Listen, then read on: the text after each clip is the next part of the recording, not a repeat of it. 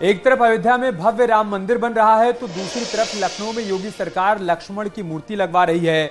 लखनऊ के रास्ते अयोध्या जाने वाले श्रद्धालु पहले प्रभु राम के छोटे भाई लक्ष्मण के दर्शन करेंगे और उसके बाद अयोध्या में प्रभु राम के दर्शन कर पाएंगे। ये मूर्ति लखनऊ एयरपोर्ट के बाहर लगाई गई है, लेकिन इस प्रतिमा के लगने के साथ एक बार फिर वो सवाल सामने आ गए जो सीएम योगी ने ट्वीट के बाद सामने आए थे। सीएम योगी के ट्वीट के बाद, यानी ये कि क्या नवाबों की नगरी का नाम बदलने वाला है? क्या लखनऊ लक्ष्मण नगर बनने वाला है? आपको पूरी रिपोर्ट दिखाते हैं जिसके जरिए आप समझ पाएंगे कि ये सवाल क्यों उठाया जा रहा है।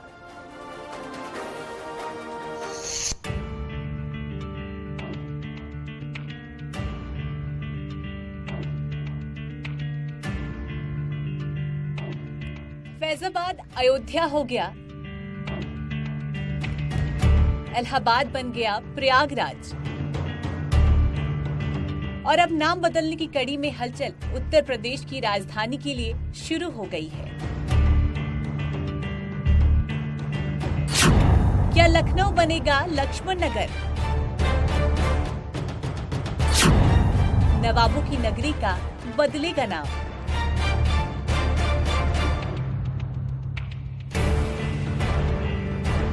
पहले भगवान लक्ष्मण की भव्य प्रतिमा को देखिए। 12 फीट ऊंची और 1200 किलो वजन की ये मूर्ति 50 लाख रुपए में तैयार की गई है, जिसे लखनऊ एयरपोर्ट पर विराजमान किया गया है। और यहीं से कयास लगाए जाने लगे हैं कि क्या अब लखनऊ का नाम बदलने जा रहा है? क्या यूपी की राजधानी को पुराना नाम मिलने वाला है? ये सवाल इसलिए भी है क्योंकि सीएम योगी खुद लखनऊ की जगह लक्ष्मण की नगरी कह चुके हैं। सीएम योगी ने 16 मई 2022 को पीएम मोदी के स्वागत में लिखा था, शेषावतार भगवान श्री लक्ष्मण जी की पावन नगरी लखनऊ में आपका स्वागत है। पहले सीएम योगी ने ट्वीट में लखनऊ को लक्ष्मण की पावन नगरी लिखा, तो अब लखनऊ एयरपोर्ट पर भव्य लक्ष्मण जी की प्रतिमा लगवाई है। इससे साफ संदेश जाता है कि आने वाले दिनों में लखनऊ का नाम बदल सकता है। हालांकि इस पर अभी तक कोई आधिकारिक बयान सामने नहीं आया है, लेकिन संकेत जरूर मिलने लगे हैं। और ऐसा इसलिए भी है क्योंकि राम की नगरी अयोध्या को संवारने के बाद लखनऊ को संवारा जा रहा है। लेकिन बात अगर इतिहास की करें तो लखनऊ का नाम सबसे पहले लक्ष्मणवती, फिर लक्ष्मणपुर, उसके बाद लखनावती और अब लखनऊ।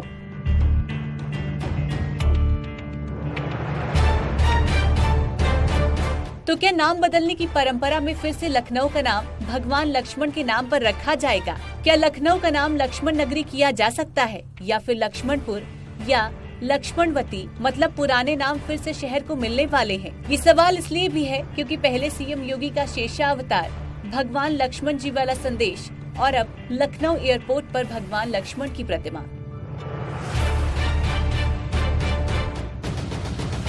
Bureau report, news 18। और 2024 लोकसभा चुनाव से पहले एक बार फिर एक देश एक कानून यानी कि यूनिफॉर्म सिविल कोड का मामला तूल पकड़ने लगा है। बीजेपी का ये एकमात्र एजेंडा है जिसे लागू करना अभी बाकी है। तो दूसरी तरफ पर्सनल लॉ बोर्ड ने यूसीसी के खिलाफ एकजुटता का संदेश दिया और कुछ सियासतदान भी इसके विरोध में कूद पड़े हैं।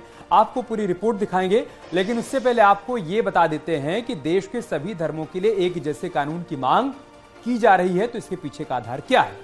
शादी की उम्र, नियम, तलाक का एक कानून, ये डिमांड हो रही है। ये बात हो रही है कि इन सभी मामलों में एक कानून हो। विरासत, गोद लेने या फिर गुजारा भत्ते का भी एक ही कानून हो। और यूसीसी लागू होने के बाद संपत्ति में बेटे बेटियों के लिए भी एक ही कानून लागू हो करके हल करने का काम कर रहे हैं। अयोध्या में श्री राम जन्मभूमि पर भव्य मंदिर का निर्माण हो रहा है। चाहते थे क्या ये पर्सनल लॉ बोर्ड वाले? जम्मू कश्मीर से धारा 370 हट गई। देश की एकता अखंडता के लिए जरूरी था, इनके कहने से नहीं हटी है। 3 तलाक जैसे एक महत्वपूर्ण मुस्लिम महिलाओं के साथ जो अत्याचार था उससे मुक्ति राष्ट्र को दिलाने का काम प्रधानमंत्री माननीय श्री नरेंद्र मोदी जी के नेतृत्व में हो गया। लेकिन समाजवादी पार्टी के सांसद शफीकुर रहमान बर्क ने यूनिफॉर्म सिविल कोड को 2 समुदाय के बीच विवाद बढ़ाने वाला कानून बता दिया। तो बीजेपी विधायक नंद किशोर गुर्जर ने कहा कि यूसीसी देश की मांग है कि ये यूनिवर्सल सिविल कोड जो लागू करने की बात कर रहे हैं ये कभी लागू नहीं होगा और न होना चाहिए। जी हाँ, कहाँ तक गलत मानते हैं आप इसको लेकर जो है? बिल्कुल, इससे मतलब ये है कि पूरे आम इंसानों में इससे बहुत ही हिंदू मुसलमानों में खास तौर से बहुत ज्यादा आपस में इख्तलाफात बढ़ जाएंगे। लेकिन यूनिफॉर्म सिविल कोड का मतलब क्या, देश के अंदर जो कानून है कानून नहीं होना चाहिए? जब एक संविधान है, संविधान को मानने की बात बार बार करते हैं तो फिर तो यहाँ लोकतंत्र नहीं है, राजतंत्र है, जो चाहेंगे वो करेंगे। तो जो चीजें सुधर रही हैं, जो पहले गलत थी, उनको कोई विषय नहीं है, सुधरनी चाहिए। और ये जो बोर्ड में बैठते हैं, एक दो लोग अतिवादी होते हैं, कहीं ना कहीं कट्टरपंथी मुल्कों के इशारे पे, जो बाहर जो ISI जैसी जो एजेंसियां हैं उनके इशारे पे एक आध आदमी घुसा होता है। वर्ग और पर्सनल लॉ बोर्ड सबको इससे दिक्कत है, लेकिन ऐसा क्यों? कॉमन सिविल कोड के बारे में ये तय हुआ है कि हम लोग मिलकर मुल्क में ये रायआमा हमवार करेंगे कि कॉमन सिविल कोड हमारे देश के लिए मुनासिब नहीं है, और हम हुकूमत से भी मौका आएगा तो नुमाइंदगी करेंगे, और तमाम मुल्क के उन तमाम लोगों को साथ लेकर के जो कॉमन सिविल कोड के फेवर में नहीं है और जो अपनी मजहबी और समाजी हैसियत के साथ इस मुल्क में सदियों से ज़िंदगी गुजारते हैं, जो इस मुल्क की खूबसूरती है वो कायम रहना चाहिए। NGO हैं, NGO की तरह काम करिए, सोशल वर्क करिए, लेकिन आप जब हमारे संविधान और देश की सरकार और तमाम मुस्लिम समाज के लोगों की ठेकेदारी करिएगा तो आप भी जांच के दायरे में आएंगे और आप पर भी प्रश्न खड़ा होगा। लिहाजा आप मुझे ज्ञान मत बांटिए। जरा समझ सकते हैं, शादी, तलाक, गुजारा भत्ता, विरासत, संपत्ति पर्सनल लॉ है, लेकिन समान नागरिक अधिकार लागू होने के बाद सभी एक छत के नीचे आ जाएंगे और जो कुरीतियां हैं वो खत्म हो जाएंगी। बावजूद इसके विरोध जारी है। Bureau report, news 18।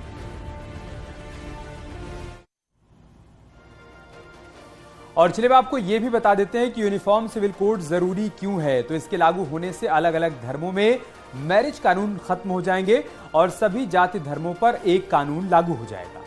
शादी, तलाक, गुजारा भत्ता, इसमें भेदभाव नहीं होगा, ये मिट जाएगा। धार्मिक नियम खत्म होने से महिलाओं को फायदा होगा, लेकिन कुछ मौलाना मुफ्ती को ये कानून पसंद नहीं आ रहा। रामचरितमानस विवाद में जाति की राजनीति के बीच आरएसएस प्रमुख मोहन भागवत ने बड़ा बयान दे दिया, जिसे स्वामी मौर्य भुनाने की कोशिश में जुट गए।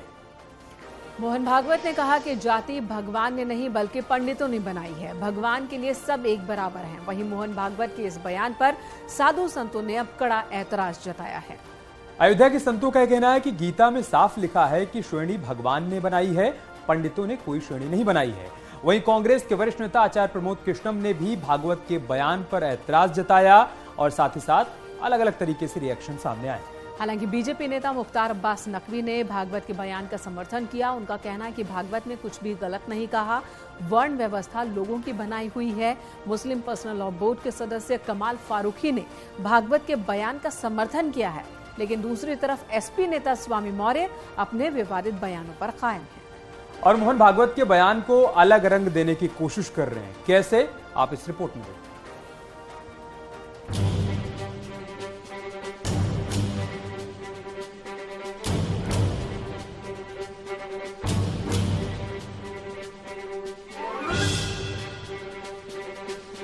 रामचरितमानस विवाद से शुरू हुई जाति की लड़ाई में अब संघ प्रमुख मोहन भागवत की एंट्री हो गई। संघ प्रमुख ने कहा है, शास्त्रों के अनुसार कोई जाति और वर्ण नहीं है, लेकिन पंडितों ने श्रेणी बनाई, वो गलत है। भारत देश हिंदू धर्म के अनुसार चलकर बड़ा बने और वो दुनिया का कल्याण करे। दोष तर उघड उघड दिसत आहेत। आपल्याच लोकांना पशुप्रमाणे वागवतो, एकमेकांमध्ये भेद मानतो, स्वार्थापोटी आपल्या बांधवांना विकून टाकायला मागे पुढे पाहत नाही। इतका खाली उतरलेला हा समाज हा तर मरायच्याच लायकीचा आहे, याची परंपरा मोडीत काढायच्या लायकीची असं आहे का, असं आहे की नाही हे पंडित लोग समझू शकत नाही। मोहन भागवत का यह बयान उस वक्त आया है जब मानस विवाद से मंडल कमंडल की राजनीति को जन्म दिया गया। वोट बैंक के लिए हिंदुओं को बांटने की कोशिश हुई, लेकिन संघ प्रमुख के संदेश से अब दो धड़े बट गए। एक समर्थन में तो दूसरा विरोध में। हालांकि विरोध और समर्थन करने वालों में साधु संत भी। मोहन भागवत जी कह रहे हैं वो पंडितों ने नहीं बनाया है विभाग, चतुर्वर्णम मया सृष्टम गुण कर्म विभाग सा। भगवान गीता में स्वयं कहते हैं कि चारों वर्णों की सृष्टि मैंने किया है और यह गुण और कर्म के अनुसार हुआ है। देखिए, ब्राह्मणों को गाली देने की ना एक प्रतियोगिता चल रही है इस देश में। जो उठता है वो ब्राह्मणों को गरिया देता है। मोहन भागवत जी ने सोचा तू क्यों पीछे रहता है। मोहन जी भी कूद पड़े इस प्रतियोगिता में, लेकिन वो तो सबसे आगे निकल गए। मोहन जी कहते हैं कि जातियों को भगवान ने नहीं बनाया, पंडितों ने बनाया। अरे भाई, पंडितों ने तो आपको भी मोहन भागवत बनाया। मोहन भागवत के बयान पर राजनीति भी खूब हो रही है। जहां पूर्व केंद्रीय मंत्री मुख्तार अब्बास नकवी ने मोहन भागवत के बयान को सही ठहराया, तो दूसरी तरफ कांग्रेस सांसद प्रमोद तिवारी ने बीजेपी पर निशाना साधा और आरोप लगाते हुए कहा कि बीजेपी और आरएसएस ब्राह्मण विरोधी, पिछड़ा विरोधी और दलित विरोधी। उन्होंने क्या गलत कहा है? ये जो वर्ण व्यवस्था है ये तो हमारी अपनी बनाई हुई है, और वर्ण व्यवस्था के लिए समाज में सुधार को लेकर के समय समय पर जो है वो तमाम लोग काम करते रहे हैं और उसी बात को उन्होंने दोहराया। इसमें कोई नई बात नहीं है। सर, उनका साफ कहना है कि ये सब भगवान ने नहीं बनाए तो पंडित कर रहे हैं। उन्होंने उसको आप गलत तरीके से ले रही हैं। उन्होंने वर्ण व्यवस्था हम सब ने तैयार की है। इस समाज ने ही अपनी वर्ण व्यवस्था तैयार की और समाज ही उसको तोड़ेगा। आरएसएस है क्या? मात्र संगठन भारतीय जनता पार्टी का, और भारतीय जनता पार्टी वही करती है जो राष्ट्रीय स्वयंसेवक संघ उसे दर्शाता है। अब देखिए, कुछ दिन पहले झारखंड में इन्होंने आरक्षण के खिलाफ बोला था। आरक्षण किसका है? पिछड़े वर्ग का, अनुसूचित जात का। अब ब्राह्मणों पर जहर उगल रहे हैं, विश्वमान कर रहे हैं, अपमान कर रहे हैं। रामचरितमानस को दलित विरोधी बताने वाले, संतों का अपमान करने वाले स्वामी प्रसाद मौर्य ने भी इस विवाद को भुनाने की कोशिश की और कहा कि जो उनके सिर, हाथ, पांव और नाक काटने की बात कह रहे थे वो संघ प्रमुख के बयान पर क्या बोले कि धर्म, जाति, वर्ण, लिंग, जन्म स्थान के नाम पर किसी को अपमानित नहीं किया जा सकता, किसी को प्रताड़ित नहीं किया जा सकता, किसी को किसी अधिकार से वंचित नहीं किया जा सकता। सबको समान अधिकार है। इसीलिए भारतीय संविधान के दिए गए निर्देश के सम्मान में भी धर्माचार्यों को आगे आना चाहिए। जाति, धर्म और वर्ण में उलझी सियासत की शुरुआत भले ही रामचरितमानस विवाद से हुई, लेकिन जिसने इस विवाद को जन्म दिया वो अब भी इस विवाद पर कायम है। खैर, मोहन भागवत का बयान हिंदुओं को एक होने का संदेश दे रहा है, लेकिन कुछ सियासतदान अब भी वोट बैंक की खातिर धर्म को जात में बांटने की कोशिश कर रहे हैं और विवाद को हवा दे रहे हैं। Bureau report, news 18। लखनऊ में 10 से 12 फरवरी तक होना है ग्लोबल इन्वेस्टर समिट और इसके लिए महज अब 3 दिन बाकी हैं। निवेश के महाकुंभ की मेजबानी के लिए यूपी सरकार कमर कस चुकी है। सीएम योगी खुद ग्राउंड जीरो पर लगातार तैयारियों का जायजा ले रहे हैं। दरअसल इस समिट के जरिए सरकार का मकसद बिल्कुल साफ है। मकसद ये कि प्रदेश की अर्थव्यवस्था को मजबूत बनाना है, औद्योगिकरण को बढ़ावा देना है और विकास की गति को धार देना है। रोजगार के नए मौके क्रिएट करने हैं और रोजगार के लिए दूसरे राज्यों में होने वाले पलायन को रोकना है।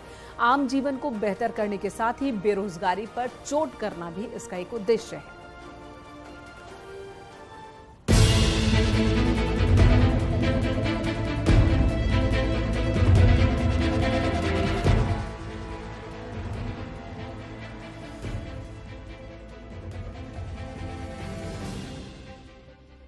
दोबारा सरकार में आने के साथ ही योगी सरकार ने प्रदेश को विकास के रास्ते पर और तेज गति से दौड़ाने का पूरा प्लान तैयार कर लिया था। ग्लोबल इन्वेस्टर समिट इसकी बानगी भर है। मेजबानी के लिए यूपी सरकार कमर कस चुकी है।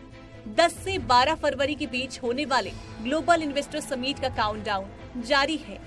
सम्मेलन की तैयारियों को अमली जामा पहनाने में प्रशासन जुटा है। सीएम योगी खुद ग्राउंड पर उतरकर तैयारियों का जायजा ले रहे हैं। रविवार को सीएम योगी आदित्यनाथ ने निरीक्षण भी किया। आपको बता दें कि इस सम्मेलन के लिए उपयोगी प्लान भी तैयार है। प्रधानमंत्री मोदी करेंगे समिट का शुभारंभ।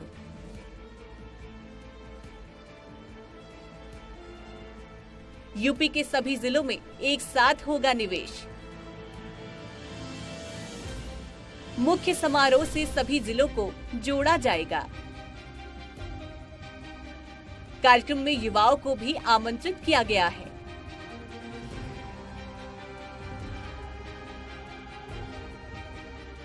रोजगार परक योजनाओं को जानेंगे युवा।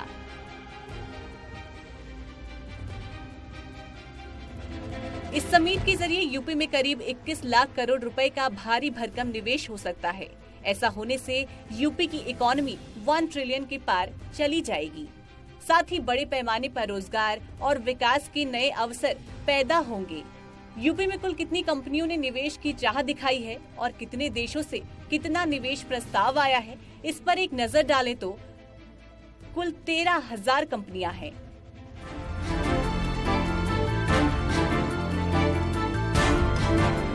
जिनसे 21 लाख करोड़ का MOU हुआ, जिसमें 15 देशों के उद्योगपति शामिल।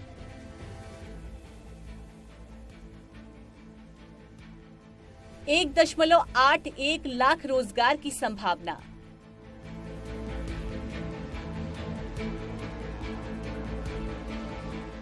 मैन्युफैक्चरिंग सेक्टर में सबसे ज्यादा निवेश। देश विदेश के साथ ही सीएम योगी ने लोकल स्तर पर निवेश का प्लान बनाया और मंत्रियों को इसके लिए जिम्मेदारियां भी दी। रोड शो और संवाद के जरिए निवेश की योजना को जमीन पर उतारने की कोशिश में अब तक सरकार सफल ही रही है।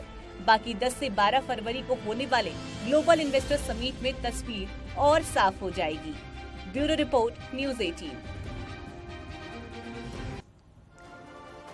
यूपी में रोडवेज का सफर अब महंगा हो गया है। परिवहन विभाग ने किराया बढ़ा दिया और किराए में 24% की बढ़ोतरी की गई। आज से रोडवेज में नया किराया लागू हो गया। 25 पैसे प्रति किलोमीटर के हिसाब से किराया बढ़ गया है।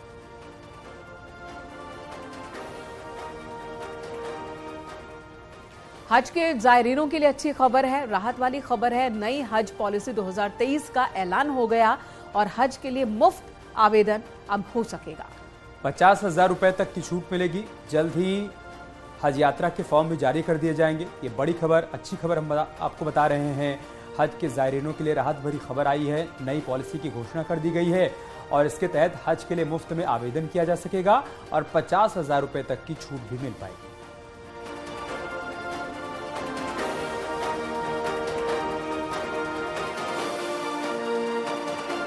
इस बार जो भी फॉर्म भरे जाएंगे तमाम हमारे आजमीन के, वो निःशुल्क होंगे पूरी तरीके से और लगभग 50 से 60 हजार रुपए की राहत देने जा रहे हैं हम। जो पिछली बार खर्चे आते थे उसमें आजमीन को 50 से 60 हजार रुपए की सहायता मिलेगी। अब की उनको उतना खर्चा नहीं करना पड़ेगा ये नई पॉलिसी 2023 में।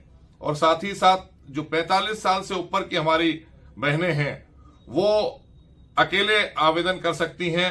अकेले उनके लिए व्यवस्था की गई है कि वो पहले महरम के साथ जाना होता था, अब कि वो आराम से आवेदन कर सकती हैं और जा सकती हैं। तो हज पॉलिसी का ऐलान हो गया, बहुत जल्द फॉर्म आएंगे और जाहिर सी बात है हजारों की संख्या में लोगों के लिए ये राहत की खबर है। और मोहसिन रजा का कहना है कि पिछली बार जो खर्चा आया था उसमें 50 से 60 हजार रुपए तक की छूट नई पॉलिसी के तहत दी जा सकती है। वक्त एक छोटे से ब्रेक, तुरंत लौटेंगे।